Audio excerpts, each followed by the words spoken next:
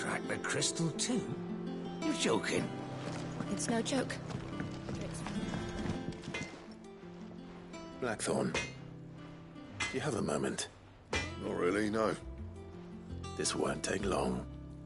I just wanted to ask how you're getting on. August was worried about you, that you might still be doubting your craft, even after learning the trick of that cuirass. Is there something else weighing on your mind? Perhaps sharing your thoughts might help. That bastard's like a dog with a bone. Still, he's got a keen eye, I'll give him that. He's just, well, Karen showed me something. Something I've never seen before. And that was? A sword. An odd-looking thing with a single-edged blade. The metal itself wasn't anything to write home about, but fuck me, the edge on it. You could slice a man clean in two with a weapon like that, and he'd be halfway home before he even realised he'd been cut. So that's what's troubling you? Nah. Not troubling me exactly. More distracting. Can't stop thinking, how do you get an edge that sharp? It's driving me mad. And if you knew how to do it, we could arm the curse breakers with even better blades. That's about the size of it, yeah. I'll see what I can find out. Sharper swords are always welcome. And we can't have our master blacksmith being distracted. You're a soft touch, you know that. But I can't say I'm not grateful for it. Good luck, eh? Thank you. Let's see what Karen knows about this sword.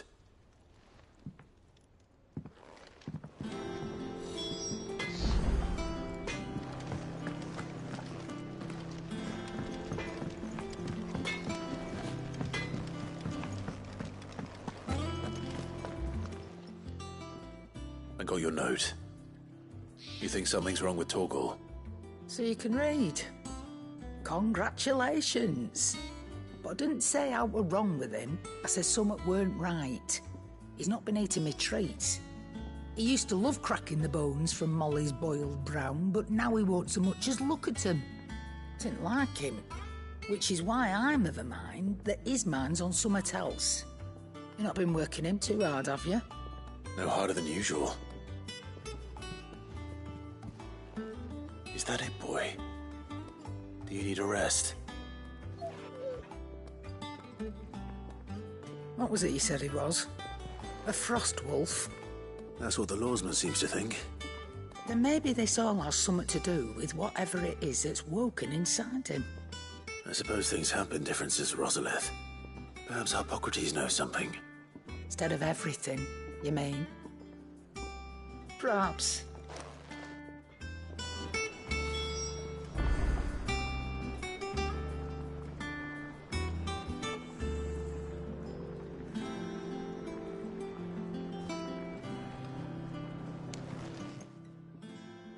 You're looking well, Karen.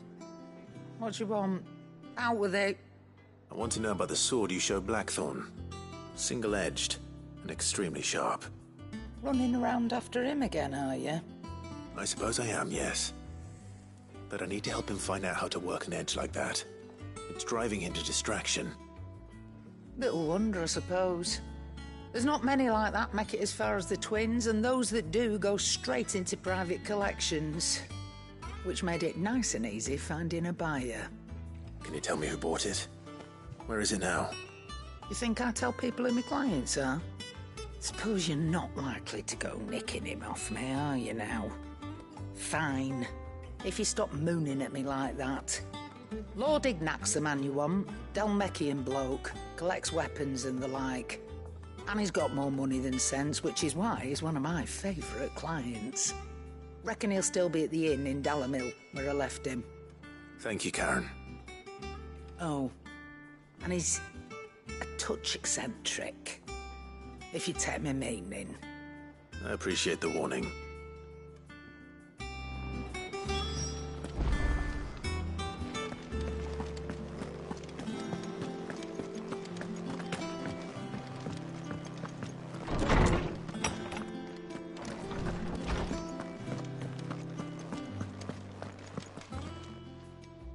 Lawsman, I need to ask you about Torgal. Something's not right with him. He isn't ill, is he? I don't think so. But according to Lady Karen, he seems to have lost his appetite, which is certainly a new development. She says he's hardly been touching his bones of late, and she believes it may have something to do with what happened at Rosalith Castle. I rather think she might be right, though not about his appetite. All canids are instinctively inclined to crack open bones for the rich marrow that resides within, and I see no reason why a frost wolf should be any different. Accordingly, I suspect it is not a lack of appetite that afflicts Torkel, but a surfeit of it. If we assume that his newfound magics require additional nourishment to sustain, it may well be that the bones Lady Karen is accustomed to providing are no longer sufficient. Frost wolves, after all, habitually prey upon far larger animals, whose bones may yield altogether different nutrients. As to where one might find a suitable substitute, some antelopes that graze the meadows of eastern Rosaria have been known to grow to a size more than double that of their lesser cousins. I don't recall ever seeing any that large. And little wonder. The oldest and largest such creatures rarely leave the safety of the highlands for fear of predators. The last elder antelope sighting I recall hearing about took place near Cressida, and that was long before the village was abandoned. Even so, it seems like a good place to start. Good hunting, Clive.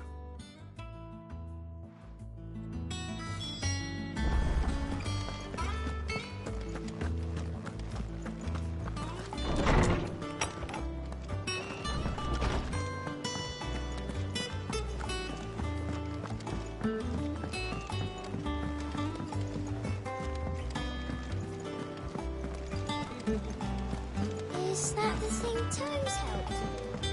Mid told me she was building a ship.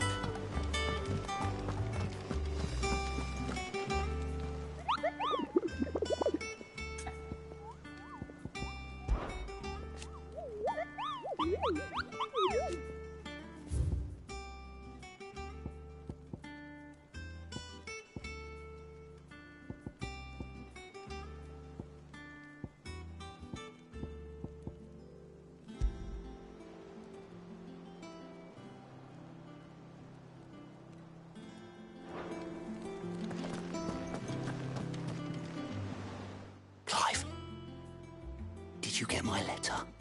That's why I'm here. Shh. Otto won't be listening.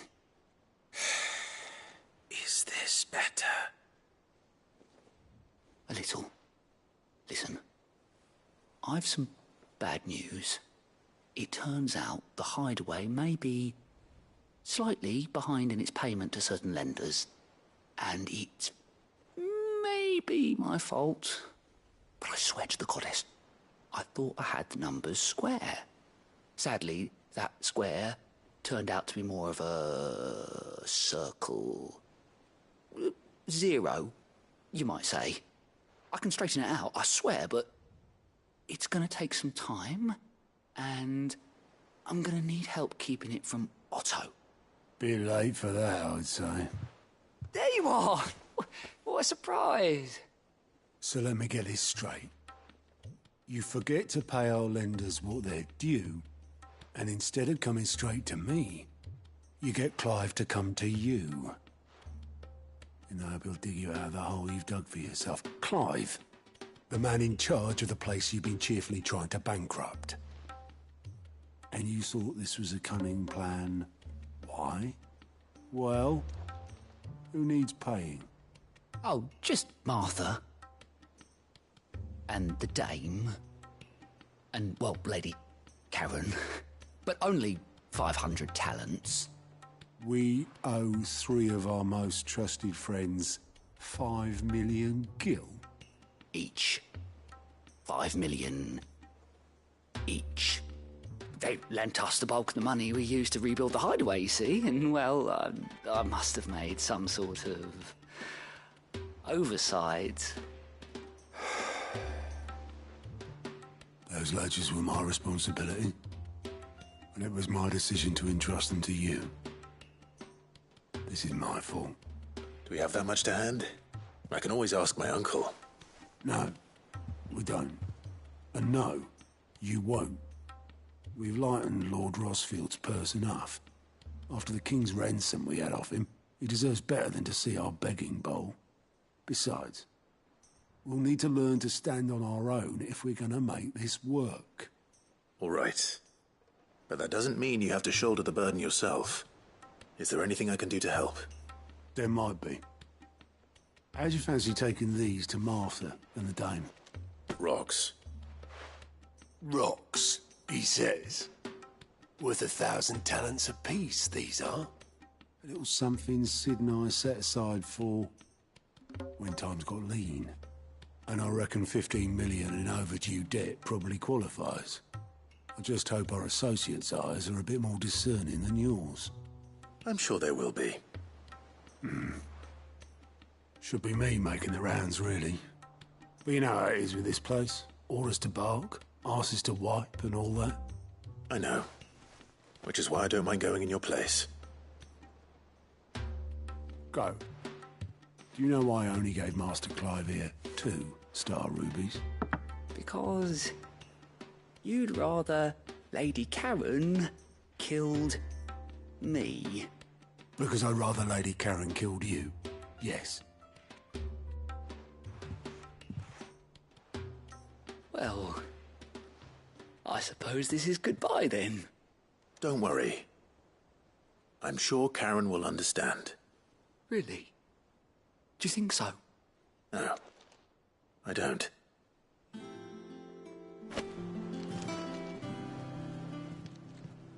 How may I help you today, Clive? Your benefactors are a generous lot. All done?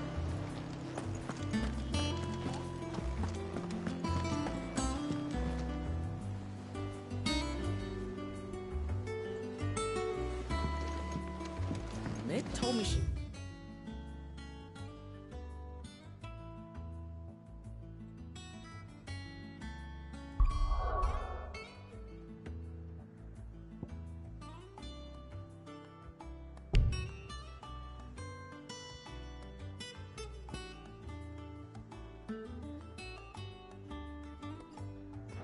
building a ship.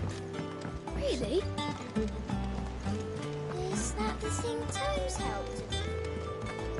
We need to find a way into Drake's tail. And we will. Together, this time.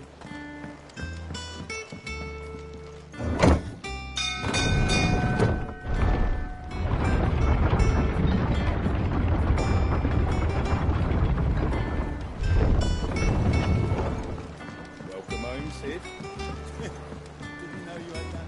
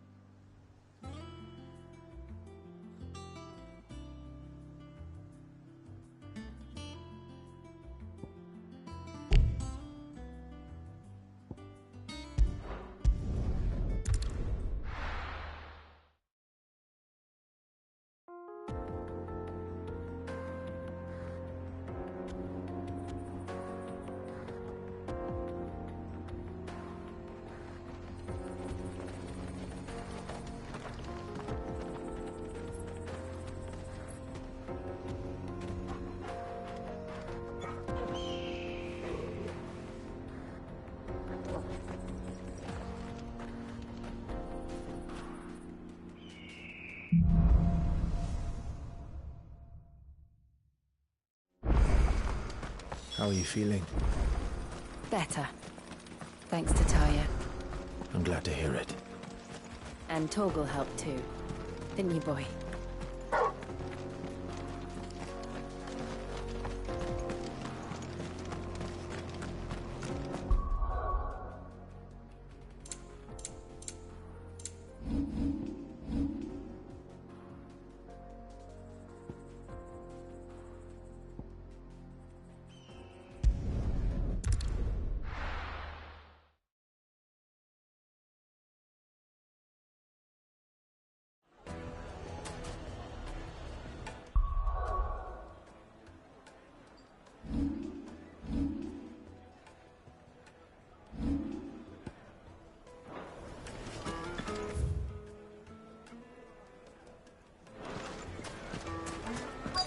People take notice of wealthy men. Shouldn't be too hard to track down Karen's collector. The whole mother crystal gone. Back again, are you? Any more trouble and you'll be barred for life. However deep. Welcome. If you're hoping for a bed, I'm afraid you'll have to look elsewhere. One of our wealthier patrons has purchased... My reputation will be ruined! Ruined! Calm yourself, Lord Ignac, I beg of you, before you do yourself a mischief. Pardon the intrusion, but... Out! Get out! I paid for these rooms so I wouldn't be disturbed. Leave me be! Please, allow me to apologize. His lordship is going through a difficult time, and he's never been fond of guests arriving unannounced. Radim! Get rid of the filthy oaf this instant! Very good, Lord Ignac. Would you mind stepping outside for a moment?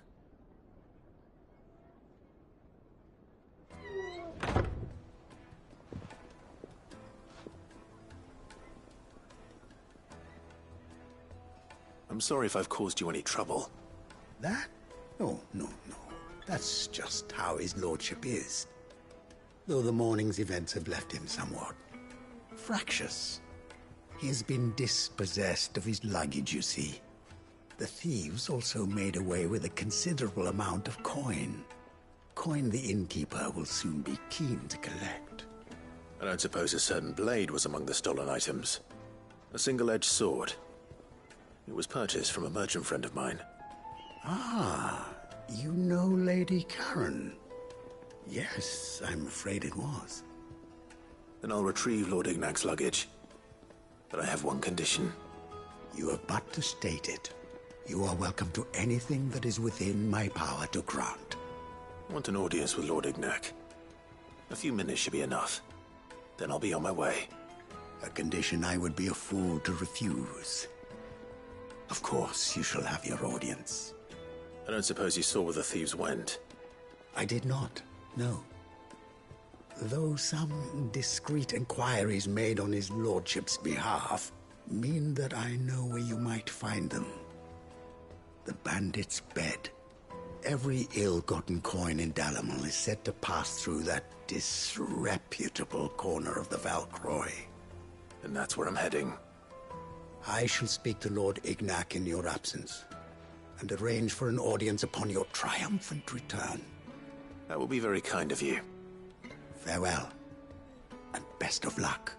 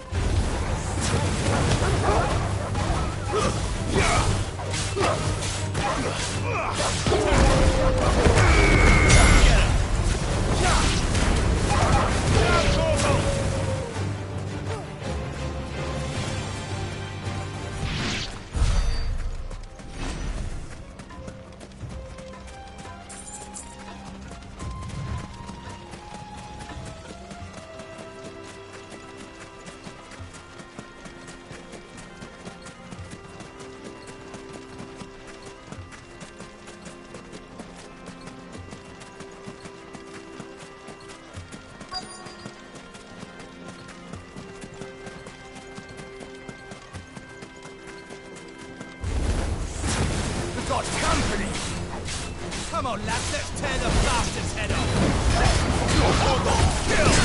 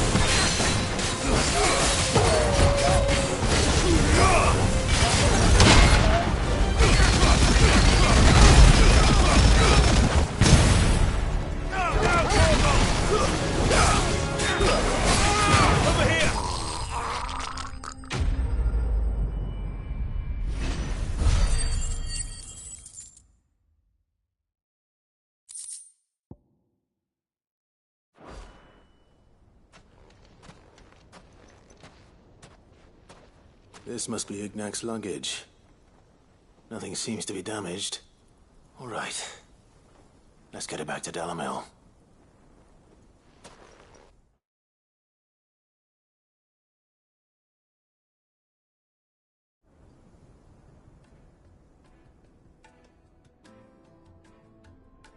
I hear I have you to thank for the return of my effects. What shall I call you, my good man? Wyvern. Glad to make your acquaintance. A formidable name indeed. Well, Wyvern, I appear to be in your debt. Redeem here tells me you wished for an audience. Is that all? A few moments of your time should suffice, yes. You're a peculiar fellow, Wyvern. All right, speak. Master Wyvern was wondering if you could tell him about a certain single-edged sword you recently acquired. Oh, a true work of art, that one. Karen drove me hard on the price, but I would have sold her Radim here to get my hands on that sword. It was made in the Outer Isles, far beyond the Twins, and is used exclusively by the practitioners of a unique school of swordsmanship. They believe no combat should ever exceed a single strike, and hone their blades to such perfection that none ever does. Each sword is made for that one perfect stroke, and for that stroke only. They crack upon a second blow. There's a brutal sort of beauty to it, really. But how do they hone such an edge? Fine question. Why, they use a whetstone, of course. Whetstones, rather. A whole array of them, ranging from the coarse to the fine. 10,000 licks with the sharpening stone, then 10,000 more. But it is the final stone which lends the blade its legendary sharpness. A mineral quite foreign to this great realm of ours. And that is the key. The secret ingredient. Wyvern, it occurs to me that my little lecture is hardly equal to services rendered. Take this, together with my regards. The very stone of which I spoke, far rarer among collectors than even the blade itself, and a far more fitting payment. Thank you. Pardon the intrusion, my lordship. However, it is long past time we prepared ourselves to depart. So it is. I am locked in bitter competition with a rival collector of curiosities. I am one step ahead of the unscrupulous scoundrel, but he is hard at my heels. Are there many other collectors out there? Too many to count, but only one do I consider my nemesis. Lord Byron Rosfield, and is a perennial thorn in my side. I can imagine. Farewell, Wyvern. May our paths cross again. Radim, we mustn't dawdle.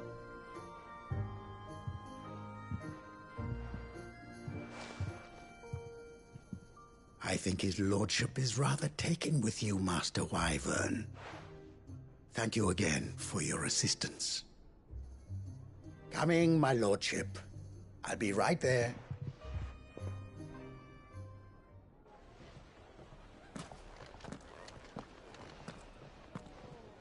Trust Uncle Byron to find such an interesting rival. Now, let's see what Blackthorn makes of this whetstone, shall we?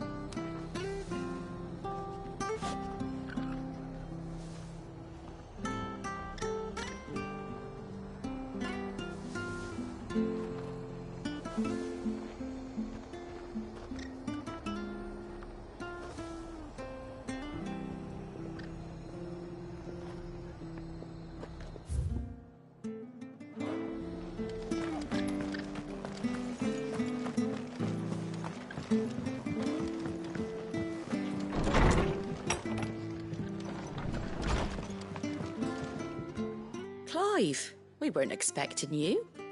I wasn't expecting to be here, but it seems we still owe you a considerable amount of coin for your help with our rebuilding efforts. And though I doubt it's what you were expecting, we were hoping you'd take this as payment.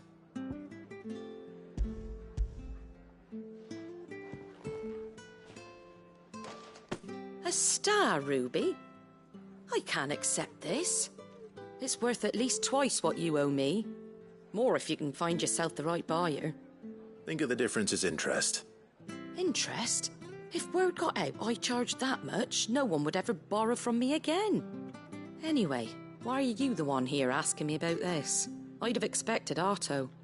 Bit much sending the Lord Marquis out to settle your debts, isn't it? The old goat working himself to death again? Something like that. Most days I think he's the only reason the hideaway's still standing. Same as always, eh? Back when the place was nothing but a twinkle in the eye of a recently retired Lord Commander, word is he was the first one Sid reached out to. Probably knew that without his strong arm and level head, the idea would never get off the ground. Sid may have been the face of the hideaway, but Otto's always been the backbone. And when Sid passed away, we were all worried that would be the end of it. That Otto would just give up. His death was hard on everyone. But it must have hit Otto hardest of all. But he didn't give up, did he? Quite the opposite, in fact. If I recall, he was the one who nominated you as Sid's replacement, and rallied the rest around you. I reckon what he saw in Sid, he saw in you too. And don't we all? Doesn't hurt that you're half as stubborn and twice as handsome, neither. That, and you keep good company. I suppose I do.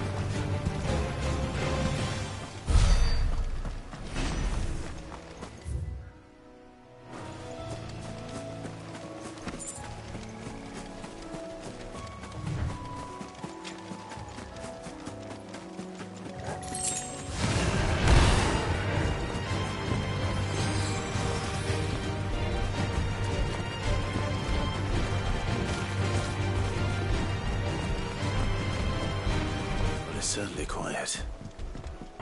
If I were a giant antelope, it would seem like just the place.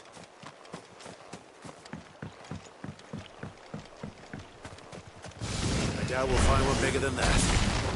You hungry, Torgal?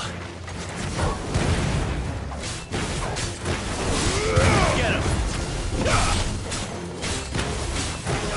This one!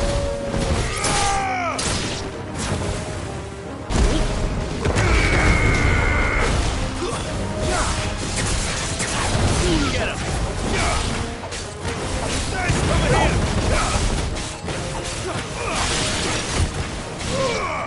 Get him! This one! Farewell!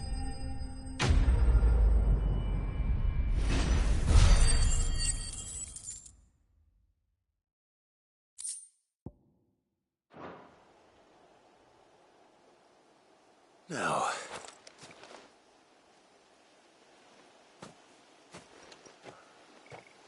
Will it be enough, I wonder?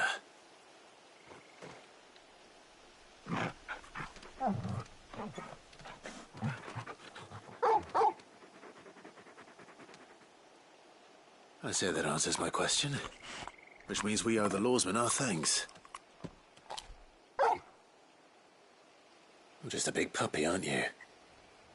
A very big puppy.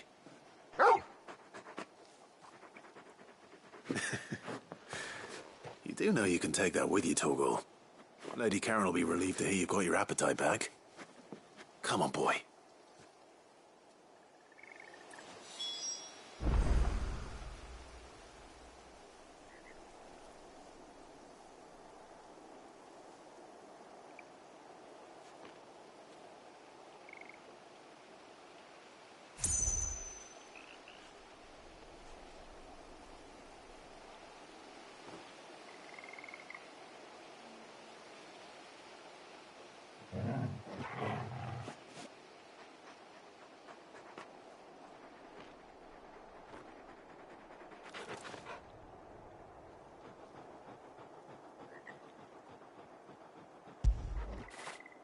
When did you get so big?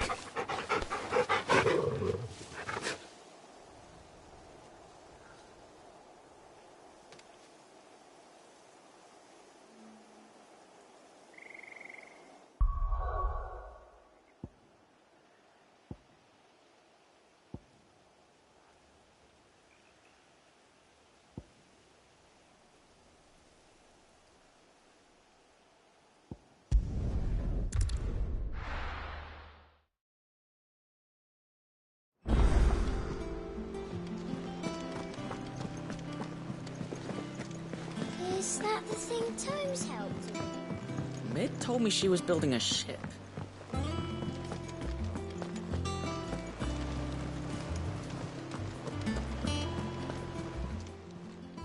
Fancy a look at the list, do you?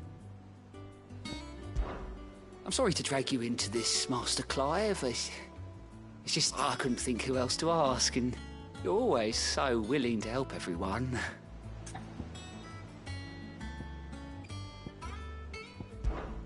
I'm sorry to drag you. It's just I couldn't think. You watch yourself out there, all right?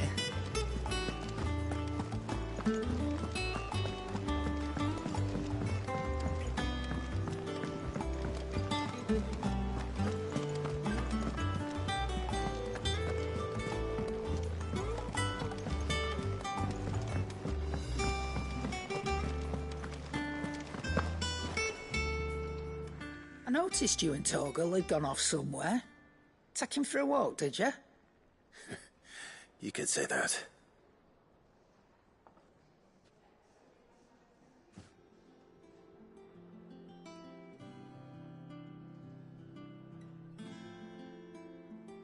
So, Molly's leftovers weren't good enough, eh? That'll teach me for treating you like you're still a pup.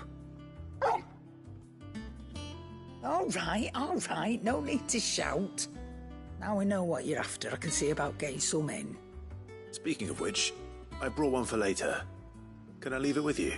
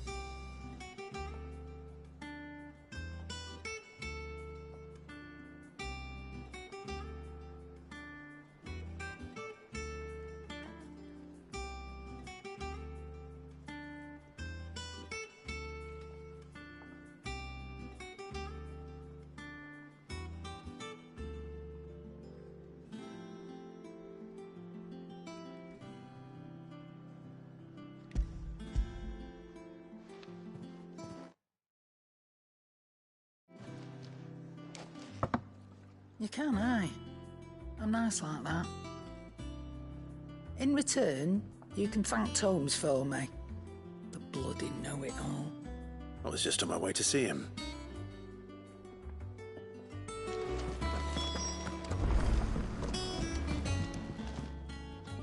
Sorry for the wait, but hopefully you'll agree it was worth it. You learned something about that sword, then? I did better than that.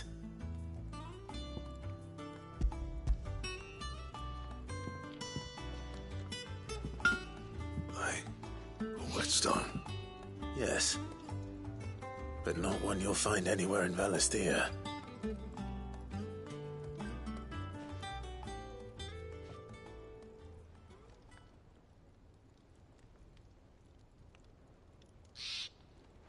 No wonder I couldn't get the same finish on the grinding wheel. One hit and all done, eh? Might not be so bad if all you ever fought were duels. Good luck on the battlefield. Your second opponent would be your last, no matter how good you were. Even so, is there some way it could be used to give the curse breakers an edge? I think so, yeah. With this whetstone and the right kind of steel, I could probably even make a twin of the blade that rattled me. But there'd be no replacing this little rock once I worn it down to a sliver. I reckon we get a dozen swords from it, if that. Swords that the curse breakers wouldn't know how to wield properly, and that would see them through a single fire piece. Nah, no point trying to copy that thing. Be about as much use as a wax anvil. But finishing our blades with a whetstone this fine, now that's something to consider. And what's finer than fallen masonry, eh? Or more hard-wearing, for that matter. Just imagine it. Good Valisthean steel with an edge as sharp as any found in the Outer Isles. I won't make a copy, nah. I'll make something much better. I'm sure the curse breakers will be delighted. Just don't push yourself too hard. Don't you worry about me, sunshine. I've been working day and night since I was half your age, and I'll still be here when you're long gone. Hey, thanks, Clive. I mean it. I owe you one, August too. It's good to know someone's looking out for me. He'll be happy to hear you said that. And I'll see that my debt to you's paid. First new blade I make's got your name on it. You come and find me when you've got the materials. All right. I will.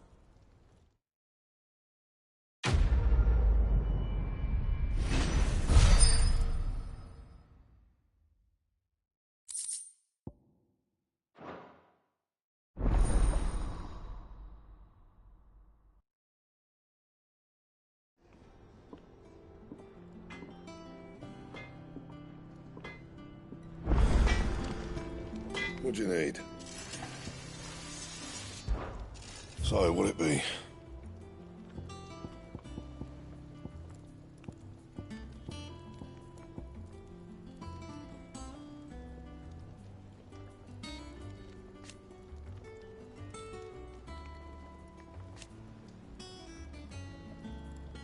That it? Fine.